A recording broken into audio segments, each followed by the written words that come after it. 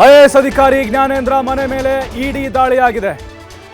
ನೋಡಿ, ಅಧಿಕಾರಿ ನಾಪತ್ತೆಯಾಗಿದೆ ಅನ್ನುವಂಥ ಸುದ್ದಿ ದೊಡ್ಡ ಮಟ್ಟದಲ್ಲಿ ಸಂಚಲನ ಆಗಿತ್ತು. ಈಗ ನೋಡಿದ್ರೆ ರೇಡ್ ಆಗಿದೆ. ಕೆಪಿಎಸ್ಸಿ ಹಗರಣಕ್ಕೆ ಸಂಬಂಧಪಟ್ಟಂತೆ ಈಗ ಜ್ಞಾನೇಂದ್ರ ಮೇಲೆ ಅಂದರೆ ಅವ್ರ ಮನೆ ಮೇಲೆ ರೇಡ್ ಆಗಿರೋದು. ಖಾಸಗಿ ಅಪಾರ್ಟ್ಮೆಂಟಲ್ಲಿರುವಂಥ ನಿವಾಸ ಇವ್ರದ್ದು. ಜ್ಞಾನೇಂದ್ರ ಕುಮಾರ್ ಜಯಮಹಲ್ ರಸ್ತೆಯಲ್ಲಿದೆ ಇವರ ಮನೆ. ಅಲ್ಲಿ ಇಡಿ ಅಧಿಕಾರಿಗಳು ದಾಳಿ ಮಾಡಿ ತಲಾಶ್ ಮಾಡ್ತಾ ಇದ್ದಾರೆ. ಅಧಿಕಾರಿಗಳು ಬರ್ತಾ ಇದ್ದಂತೆ ಗೇಟ್ಗೆ ಬೀಗ ಹಾಕಿದ್ದಾರೆ ಸೆಕ್ಯೂರಿಟಿ. ಜಯಮಹಲ್ ರಸ್ತೆಯಲ್ಲಿರುವಂತಹ ಒಂದು ಮನೆ ಮೇಲೆ ರೇಡ್ ಆಗಿದೆ. ಸಾಹೇಬರು ಮನೆಯಲ್ಲಿ ಇಲ್ಲ ಅಂತಿದ್ದಾರೆ ಸೆಕ್ಯೂರಿಟಿ. ಹೀಗಾಗಿನೇ ಮನೆ ಹೊರಗಡೆ ಕಾಯ್ತಾ ಇದ್ದಾರೆ ಇಡಿ ಅಧಿಕಾರಿಗಳು. 3 ಇನೋವಾ ಕಾರ್ಗಳಲ್ಲಿ ಬಂದಿದ್ದಾರೆ. ಸಿಆರ್ಪಿಎಫ್ ಅಧಿಕಾರಿಗಳು ಅಪಾರ್ಟ್ಮೆಂಟ್ ಮುಂಭಾಗ ಬಂದೋಬಸ್ತ್ ಕೈಗೊಂಡಿದ್ದಾರೆ. ಮನೆಯ ಗೇಟ್ ಲಾಕ್ ಅನ್ನ ಸೆಕ್ಯೂರಿಟಿ ಬಂದ್ ಮಾಡಿದ್ದಾರೆ ಅನ್ನೋದು ಕೂಡ ಗೊತ್ತಾಗ್ತಾ ಇದೆ.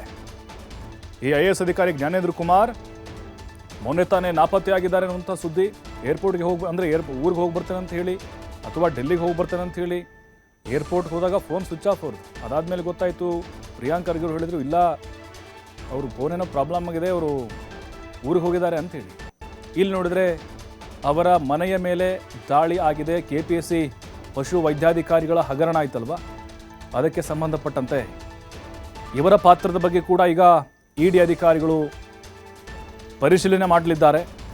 ಸದ್ಯಕ್ಕೆ ಕಾಯ್ತಾ ಇದ್ದಾರೆ. ಅವ್ರ ಮನೇಲಿ ಇಲ್ಲ ಅಂತ ಸೆಕ್ಯೂರಿಟಿ ಗಾರ್ಡ್ ಹೇಳಿ ಬೀಗ ಹಾಕಿಬಿಟ್ಟಿದ್ದಾರಂತೆ ಗೇಟ್ಗೆ.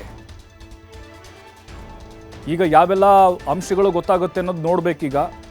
ಜ್ಞಾನೇಂದ್ರ ಕುಮಾರ್ ಅವರ ಪಾತ್ರ ಏನಾದರೂ ಈ ಪ್ರಕರಣದಲ್ಲಿ ಇದೆಯಾ ಅನ್ನೋದು.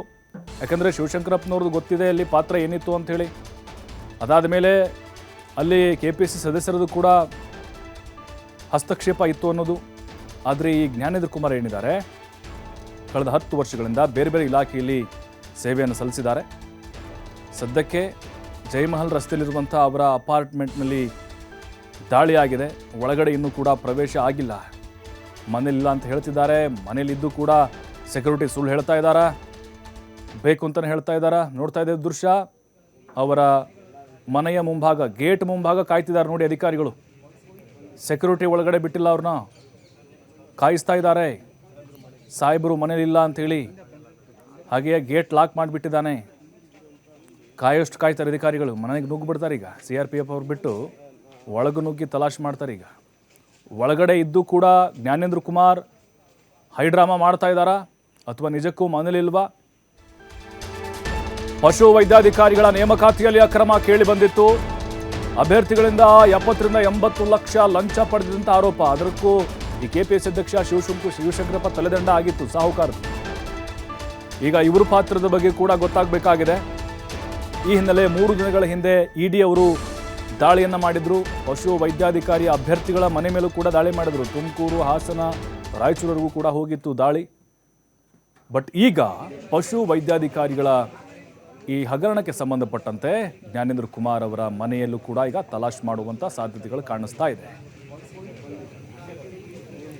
ಮತ್ತಷ್ಟು ಮಾಹಿತಿ ನಮ್ಮ ಪ್ರತಿನಿಧಿ ಸಂತೋಷ್ ಪಟೇಲ್ ನೀಡ್ತಾರೆ. ಸಂತೋಷ್ ಪಟೇಲ್, ಈಗ ಐಎಎಸ್ ಅಧಿಕಾರಿ ಜ್ಞಾನೇಂದ್ರ ಕುಮಾರ್ ನಾಪತ್ತೆಯಾಗಿದ್ದಾರೆ ಅನ್ನುವಂಥ ಸುದ್ದಿ ಸಿಕ್ಕಾಪಟ್ಟೆ ಸಂಚಲನ ಉಂಟು ಮಾಡಿತ್ತು. ಈಗ ನೋಡಿದ್ರೆ ಏಕಾಏಕಿ ಇಡಿ ದಾಳಿಯಾಗಿದೆ. ಅಂದರೆ ಇವರ ಪಾತ್ರದ ಬಗ್ಗೆ ಏನೆಲ್ಲ ಮಾಹಿತಿಗಳು ಗೊತ್ತಾಗ್ತಾ ಇದೆ, ಅದರ ಜೊತೆಗೆ ಎಲ್ಲಾದರೂ ಶಿವಶಂಕರಪ್ಪ ತರನೇ ಇವ್ರನ್ನೂ ಕೂಡ ಎಲ್ಲೋ ಒಂದು ಕಡೆ ಮತ್ತೆ ವಶಕ್ಕೆ ಪಡೆಯುವಂಥ ಸಾಧ್ಯತೆಗಳು ಕಾಣಿಸ್ತಾ ಇದೆಯಾ?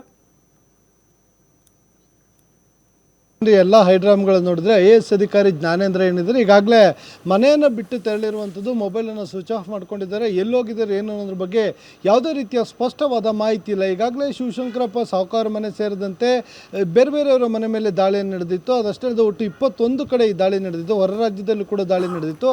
ಅದಕ್ಕೆ ಸಂಬಂಧಪಟ್ಟ ಹಾಗೆ ಇವತ್ತು ಏನು ಜ್ಞಾನೇಂದ್ರ ಕುಮಾರ್ ಐಎಎಸ್ ಅಧಿಕಾರಿ ಅಂದರೆ ಅವರ ಮನೆ ಮೇಲೂ ಕೂಡ ಇಡಿ ಅಧಿಕಾರಿಗಳು ದಾಳಿಯನ್ನು ನಡೆಸಲಿಕ್ಕೆ ಬಂದಿರುವಂಥದ್ದು. ಇವತ್ತು ದಾಳಿಯನ್ನು ನಡೆಸಲಿಕ್ಕೆ ಹೋದಾಗ ಅವರ ಮನೆ ಮುಂದೆ ಕೂಡ ಸಾಕಷ್ಟು ಹೈಡ್ರಾಮಾ ಆಗಿರುವಂಥದ್ದು. ಯಾಕೆಂತ ಹೇಳಿದರೆ ಈಗಾಗಲೇ ಅವರ ಮನೆ ಮುಂದೆ ಅಧಿಕಾರಿಗಳು ಮತ್ತು ಭದ್ರತಾ ಸಿಬ್ಬಂದಿಯ ಜೊತೆ ಹೋದರೂ ಕೂಡ ಅವರು ಎಲ್ಲೂ ಕೂಡ ಅವ್ರಿಗೆ ಮನೆ ಒಳಗಡೆ ಹೋಗಲಿಕ್ಕೆ ಅವಕಾಶವನ್ನು ಮಾಡಿಕೊಡ್ತಿಲ್ಲ. ಗೇಟನ್ನು ಓಪನ್ ಮಾಡ್ತಿಲ್ಲ. ಕೇಳಿದರೆ ಸಾಹೇಬರು ಮನೆಯಲ್ಲಿಲ್ಲ, ಹೀಗಾಗಿ ನಾವು ಒಳಗಡೆ ಹೋಗಲಿಕ್ಕೆ ಅವಕಾಶವನ್ನು ಮಾಡಿಕೊಡಲ್ಲ ಅಂತೇಳಿ ಸೆಕ್ಯೂರಿಟಿಗಳು ಹೇಳ್ತಾ ಇರುವಂಥದ್ದು. ಹೀಗಾಗಿ ಕಳೆದ 1 ಗಂಟೆಯಿಂದಲೂ ಕೂಡ ಇಡಿ ಅಧಿಕಾರಿಗಳು ಏನು ಜ್ಞಾನೇಂದ್ರ ಕುಮಾರ್ ಏನಿದ್ರೆ ಅವರ ಮನೆ ಮುಂದೆ ಇರುವಂಥದ್ದು, ಅವ್ರ ಜೊತೆಗೆ ಭದ್ರತಾ ಸಿಬ್ಬಂದಿಗಳನ್ನು ಕೂಡ ಈಗಾಗಲೇ ಕರ್ಕೊಂಡು ಹೋಗಿರುವಂಥದ್ದು. ಕೆಲ ಸಮಯದ ನಂತರ ಅವರು ಯಾವ ರೀತಿಯಾಗಿ ಒಳಗೆ ಹೋಗಬೇಕು ಅನ್ನೋ ಕಾನೂನು ರೀತಿಯಲ್ಲಿ ವಿಡಿಯೋವನ್ನು ಮಾಡಿಕೊಂಡು ಗೇಟನ್ನು ಓಪನ್ ಮಾಡಿಸಿ ಒಳಗೋಗುವ ಸಾಧ್ಯತೆಗಳಿರುತ್ತೆ. ಒಂದು ವೇಳೆ ಇವತ್ತು IAS ಅಧಿಕಾರಿ ಜ್ಞಾನೇಂದ್ರ ಕುಮಾರ್ ಮನೆ ಮೇಲೆ ದಾಳಿ ನಡೆಸಿದ್ರು ಕೂಡ ಅಲ್ಲೂ ಒಂದಿಷ್ಟು ಮಹತ್ವದ ದಾಖಲೆಗಳು ಸಿಗಬಹುದು ಅಂತ. ಯಾಕೆಂತ ಹೇಳಿದ್ರೆ ಮೊನ್ನೆ ನಡೆದಂಥ ದಾಳಿ ಏನಿತ್ತು, ಈ ದಾಳಿ ನಡೆದಂಥ ಸಂದರ್ಭದಲ್ಲಿ ಒಂದಿಷ್ಟು ಸಾಕ್ಷ್ಯಾಧಾರಗಳು ದಾಖಲೆಗಳು ಪತ್ತೆಯಾಗಿತ್ತು. ಅದಕ್ಕೂ ಕೂಡ ಜ್ಞಾನೇಂದ್ರ ಕುಮಾರ್ ಅವರು ಕೂಡ ಒಂದು ಹಂತದಲ್ಲಿ ಸಂಬಂಧ ಇರ್ಬೋದು ಅಂತ ಅನುಮಾನಗಳು ಕಾಡ್ತಿದೆ. ಇದೇ ಕಾರಣಕ್ಕಾಗಿ ಇಡಿ ಅಧಿಕಾರಿಗಳು ಸದ್ಯ ಈ ದಾಳಿಯನ್ನು ನಡೆಸ್ತಿದ್ದಾರೆ. ದಾಳಿ ನಡೆದ ಬಳಿಕ ಅವ್ರ ಮನೇಲಿ ಏನೆಲ್ಲ ಸಿಗುತ್ತೆ ಅನ್ನೋದನ್ನ ಕಾಯ್ದು ನೋಡಬೇಕಾಗುತ್ತೆ ಪ್ರಭು. ಅಂದ್ರೆ ಈಗ ಅವರು ಪರೀಕ್ಷೆ ನಡೆದಂಥ ಸಂದರ್ಭದಲ್ಲಿ ಅದರ ಕಂಪ್ಲೀಟ್ ಆಗಿ ಉಸ್ತುವಾರಿಯನ್ನು ಹೊತ್ತಿದ್ರು ಅನ್ನೋದು ಗೊತ್ತಾಗ್ತಾ ಇದೆ. ಎಲ್ಲ ಒಂದು ಕಡೆ ಇಡಿ ದಾಳಿ ಆಗುತ್ತೆ ಅನ್ನುವಂಥ ಭಯಕ್ಕೋಸ್ಕರನೇ ಪರಾರಿ ಆಗಿರುವಂಥ ಸಾಧ್ಯತೆಗಳು, ಅನುಮಾನಗಳಿದೆಯಾ ಹೆಂಗೆ ಸಂತೋಷ್? ಖಂಡಿತವಾಗಿ ನಾನು ಅದನ್ನು ಆರಂಭದಲ್ಲಿ ಹೇಳಿದೆ, ಆ ಸಾಧ್ಯತೆಗಳು ಹೆಚ್ಚಾಗಿದೆ ಅಂತೇಳಿ. ಇಲ್ಲ ಅಂತ ಹೇಳಿದರೆ ಯಾವುದೇ ಒಬ್ಬ IAS ಅಧಿಕಾರಿ ಎಲ್ಲರೂ ತೆರಳಬೇಕು ಅಂತ ಹೇಳಿದ್ರೆ ಅವರ ಹಿರಿಯ ಅಧಿಕಾರಿಗಳಿಗೆ ಇಲ್ಲ ಸರ್ಕಾರಕ್ಕೆ ಮಾಹಿತಿಯನ್ನು ಕೊಡಬೇಕಾಗುತ್ತೆ, ಇಲ್ಲ ಸರ್ಕಾರದ ಬಳಿ ಅನುಮತಿಯನ್ನು ಪಡ್ಕೊಳ್ಬೇಕಾಗುತ್ತೆ.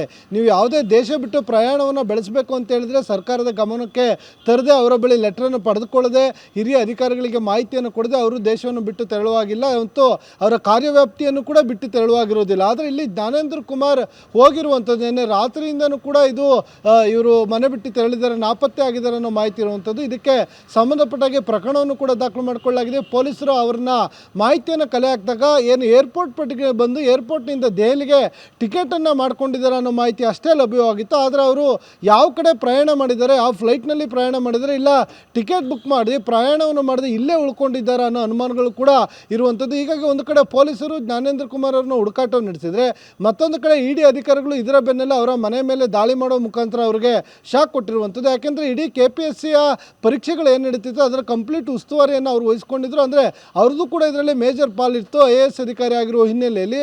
ಸೊ ಹೀಗಾಗಿ ಇವ್ರಿಗೂ ಕೂಡ ಅದರಲ್ಲಿ ಇನ್ವಾಲ್ವ್ಮೆಂಟ್ ಇರುವ ಸಾಧ್ಯತೆ ಇರುತ್ತೆ. ಈ ಕಾರಣಕ್ಕಾಗಿ ದಾಳಿಯನ್ನು ನಡೆಸಿರ್ತಾರೆ. ಇಲ್ಲ ಇಡೀ ಪ್ರಕರಣಕ್ಕೆ ಸಂಬಂಧಪಟ್ಟಾಗೆ ಅವರ ಬಳಿ ಮಾಹಿತಿಯನ್ನು ಪಡ್ಕೊಳ್ಳೋದು ಕೂಡ ಈ ದಾಳಿಯಾಗಿದ್ದರೂ ಆಶ್ಚರ್ಯವನ್ನು ಪಡಬೇಕಾಗಿಲ್ಲ ಪ್ರಭು. ಸಂತೋಷ್, ಈಗ ಈ KPSC ಹಗರಣದ ವ್ಯಾಪ್ತಿ ನೋಡ್ತಾ ಇದ್ದೀವಿ, ಇದು ದೊಡ್ಡದಾಗ್ತಾ ಹೋಗ್ತಾನೆ ಇದೆ. ಮೊದಲು ಸಾಹುಕಾರು, ಅದಾದಮೇಲೆ KPSC ಕೆಲವು ಸದಸ್ಯರು, ಅದಾದಮೇಲೆ ಈ ಪಶು ವೈದ್ಯಾಧಿಕಾರಿ ಅಭ್ಯರ್ಥಿಗಳು ನೇಮಕವಾದಂಥವ್ರು, ಈಗ ನೋಡಿದ್ರೆ IAS ಅಧಿಕಾರಿ, ಇದಿನ್ನೂ ದೊಡ್ಡ ದೊಡ್ಡ ತಿಮಿಂಗಲಗಳು ಕೂಡ ಹೊರಬರ್ಬೋದು ಅನ್ನುವಂಥ ಅನುಮಾನಗಳು, ಇದೆಲ್ಲ ರೇಟ್ ನೋಡಿದ್ರೆ ನಮಗೆ ಅನುಮಾನಗಳು ಕಾರಣ ಆಗ್ತಾ ಇದೆ. ಖಂಡಿತವಾಗಿ ಪ್ರಭು. ಯಾಕೆಂತೇಳಿದ್ರೆ ಪಶು ವೈದ್ಯಾಧಿಕಾರಿ ನೇಮಕಕ್ಕೆ ಸಂಬಂಧಪಟ್ಟಾಗೆ ಒಬ್ಬ ಅಭ್ಯರ್ಥಿಯಿಂದ 70 ರಿಂದ 80 ಲಕ್ಷ ಹಣವನ್ನು ತೆಗೆದುಕೊಳ್ತಾರೆ ಅಂತ ಹೇಳಿ ಆರಂಭದಲ್ಲಿ ಆರೋಪ ಬಂದಿತ್ತು. ಇದರಂತೆ ಒಟ್ಟು 4 FIRಗಳಾಗುತ್ತೆ. ಅದರಲ್ಲಿ 3 ವಿಧಾನಸೌಧ ಪೊಲೀಸ್ ಠಾಣೆಯಲ್ಲಿ FIR ಆದರೆ 1 ಕೋರ್ಟ್ನಲ್ಲಿ ಇರುತ್ತೆ ಇಡೀ ಪ್ರಕರಣ. ಸೊ ಈಗಾಗಲೇ ಅದಕ್ಕೆ ಸಂಬಂಧಪಟ್ಟಾಗೆ ಏನು ಕೋರ್ಟ್ನಲ್ಲಿ ಇವರು ಅಮಾನತಾಗಿದ್ದರೂ ಸಂಬಂಧಪಟ್ಟಾಗೆ ಶಿವಶಂಕರಪ್ಪ ಕೋರ್ಟ್ನಲ್ಲಿ ದಾವೆಯನ್ನು ಹೂಡ್ಕೊಂಡಿದ್ರು. ಇವರು ಮಾಡಿರುವಂಥ ಅಮಾನತು ಏನಿದೆ ಇದು ಕಾನೂನಿಗೆ ಪ್ರಕ್ರಿಯೆಯಾಗಿ ಸರಿಯಾದ ರೀತಿ ಆಗಿಲ್ಲ ಅಂತೇಳಿ. ಸೊ ಹೀಗಾಗಿ ಇಲ್ಲಿ ಇಡೀ ಪ್ರಕರಣವನ್ನು ಗಮನಿಸ್ತಾ ಹೋದರೆ ಒಂದಕ್ಕೊಂದು ನೆಂಟು ಬರ್ತಾ ಇರುವಂಥದ್ದು.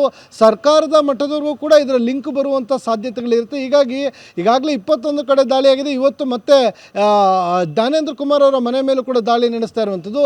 ಈ ದಾಳಿಯಾದ ನಂತರ ಒಂದಿಷ್ಟು ಅಭ್ಯರ್ಥಿಗಳ ಮನೆ ಮೇಲೂ ಕೂಡ ದಾಳಿಯನ್ನು ನಡೆಸಲಾಗಿತ್ತು. ಈ ದಾಳಿಯ ವೇಳೆ ಏನು ಶಿವಶಂಕರಪ್ಪ ಸಾಹುಕಾರ್ ಇರ್ಬೋದು ಮತ್ತು ಇತರ ಅಧಿಕಾರಿಗಳು ಇದರಲ್ಲಿ ಇನ್ವಾಲ್ವ್ಮೆಂಟ್ ಆಗಿರೋದಕ್ಕೆ ಸಂಬಂಧಪಟ್ಟಾಗೆ ಅವರು ಹೇಳಿಕೆಗಳನ್ನು ನೀಡಿದ್ದಾರೆ ಅನ್ನೋ ಮಾಹಿತಿಗಳು ಕೂಡ ಲಭ್ಯವಾಗಿತ್ತು. ಆದರೆ ತನಿಖಾ ಹಂತದಲ್ಲಿ ಇರುವ ಹಿನ್ನೆಲೆಯಲ್ಲಿ ಇಡಿ ಅಧಿಕಾರಿಗಳು ಯಾವುದೇ ಅಂಶಗಳನ್ನು ಸದ್ಯ ರಿವೀಲ್ ಮಾಡ್ತಾ ಇಲ್ಲ.